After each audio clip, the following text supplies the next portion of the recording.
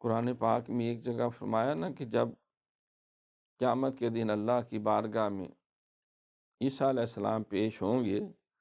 اللہ کریم پوچھیں گے، اے عیسیٰ کیا تم نے کہا تھا کہ مجھے اور میری ماں کو تم اپنا معبود بنا لینا اور ان کے مجسمے بنا کے پوجا پاٹ شروع کر دینا؟ عیسیٰ علیہ السلام عرض کریں گے، مولا مجھے یہ زیبا نہیں ہے، تو وحدہ ہے لا شریک ہے، عبادت صرف تجھے زیبا ہے، میں ایسی بات بلا کیسے کہہ سکتا ہوں جس کا جو میرا حق نہیں، جو درست ہی نہیں۔ الحق من ربک فلا تکونن من الممترین، سب حق و سچائی تو آپ نے عطا فرمائی، انہوں نے خود میرے بعد یہ غلو محبت میں اور اپنے ترنگ میں انہوں نے میرے مجسمے بنا لیے اور تصویریں بنا کر میری پوجا پاٹ شروع کر دی، اور نہ صرف یہ کہ